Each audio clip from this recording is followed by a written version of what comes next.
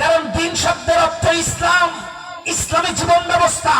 দিন শব্দের অর্থ আনুগত্য, দিন শব্দের অর্থ রাষ্ট্রীয় আইন, দিন শব্দের অর্থ বিচার দিবস, দিন শব্দের অর্থ একনিষ্ঠ গোলামি। এইবার আপনারা বলেন, দিন শব্দের অর্থ ইসলামী জীবন ব্যবস্থা। কি ব্যবস্থা? ইসলামী দিন ব্যবস্থা। আরো জোরে, ইসলামী দিন ব্যবস্থা। আরো জোরে। ইসলামী দিন ব্যবস্থা। এবার বলেন, রান্নাঘর কি জীবনের বাইরে নাকি ভেতরে? ভিতরে। ব্যবসা বাণিজ্য জীবনের ভেতরে না বাইরে? ভিতরে। চাকরি জীবনের বাইরে না ভেতরে? ভিতরে। রাজনীতি জীবনের বাইরে না ভেতরে? ভিতরে।